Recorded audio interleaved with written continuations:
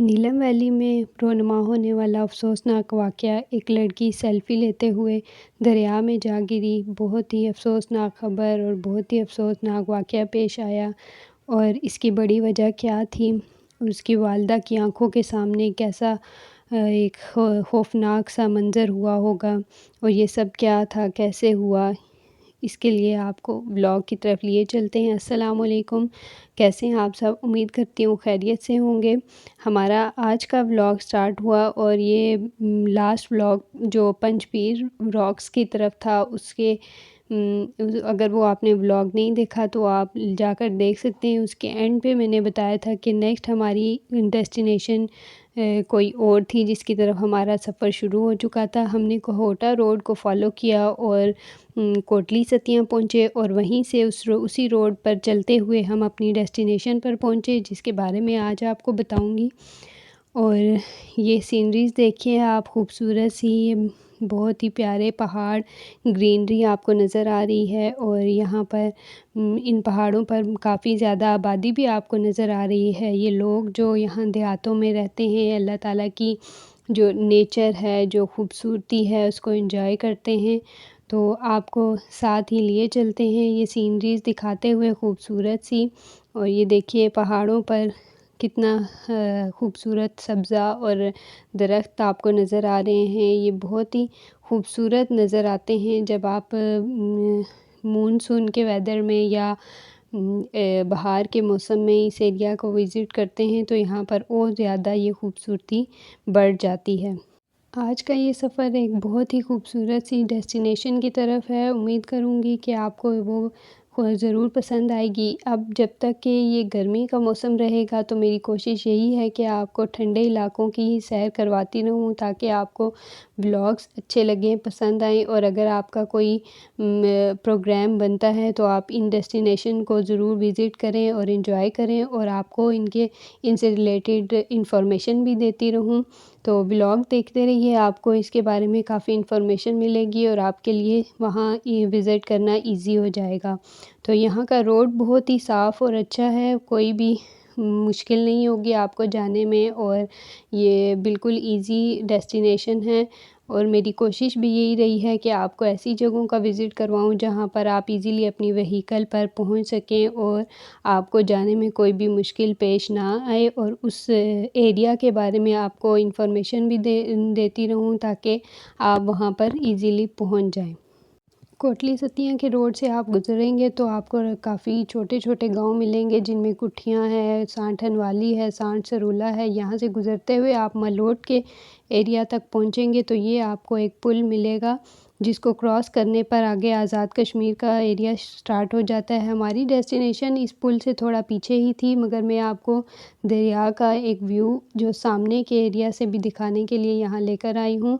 اور یہ دیکھیے ٹاپ سے آپ دریا کا ویو دیکھیے، بہت ہی خوبصورت ہے، اور یہاں سے آپ کو دریا بہت ہی سلو، اس کا بہاؤ اور اس کا فلو آپ کو بہت ہی سلو ملتا ہے، اور آپ کو یہ بہت پیسفل سا نظر آتا ہے۔ لیکن جوں آپ اس کے قریب جاتے ہیں تو آپ کو اس کے فلو میں چینجنگ نظر آ رہی ہے، تھوڑی تیزی نظر آتی ہے، اور ایسے ہی جب آپ اس کے بالکل قریب جاتے ہیں تو آپ کو پتہ چلتا ہے کہ اس کا بہاؤ کتنا تیز ہے۔ تو یہی وجہ ہے کہ ہم پانی کے جو بھی یہ برساتی نالے ہیں یا دریا ہے، کوئی بھی ایسی جگہ ہیں، ہم اس کی پاور کو دیکھتے نہیں ہیں، اور اس کو بالکل انڈر ایسٹیمیٹ کرتے ہوئے اس کے قریب چلے جاتے ہیں، اور پھر وہ اگر ہم اس سے فیملیئر نہیں ہیں تو وہ ہمیں اپنے ساتھ ہی، اللہ نہ کرے کوئی ایسے واقعہ ہو جو ہمیں اس طرح کا کوئی حادثہ پیش آئے، تو اس لیے احتیاط بہت ضروری ہوتی ہے۔ یہی وجہ بنی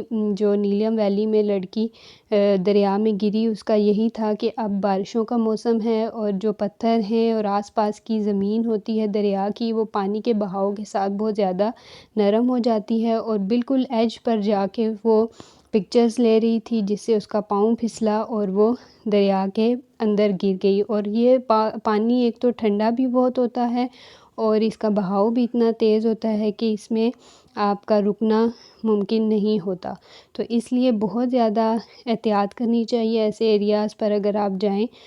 تو یہاں سے آپ تھوڑا سا فاصلے پر رکیں اور اپنا انجوائمنٹ کریں، اور اس کے بعد آپ خیر و عافیت سے واپس آ جائیں۔ تو ہم دوبارہ سے پل سے گزر کے اپنی ڈیسٹینیشن پر جائیں گے، جہاں سے تھوڑا ہمیں جہاں تک ایزیلی کار جائے گی ہم وہاں تک اپنی کار پارک کریں گے، اور تھوڑا سا پیدل چلنے کے بعد ہم دریا کے قریب پہنچیں گے۔ میں چونکہ جب یہ گئی تھی تو اس وقت مونسون کا موسم نہیں تھا، بارشیں نہیں تھی، تو اس لیے دریا میں پانی بھی اتنا زیادہ نہیں تھا اور اس کا بہاؤ بھی نسبتاً کم تھا، تو اس لیے ہم اس کے کنارے پر گئے، مگر پھر بھی احتیاط بہت ضروری ہے۔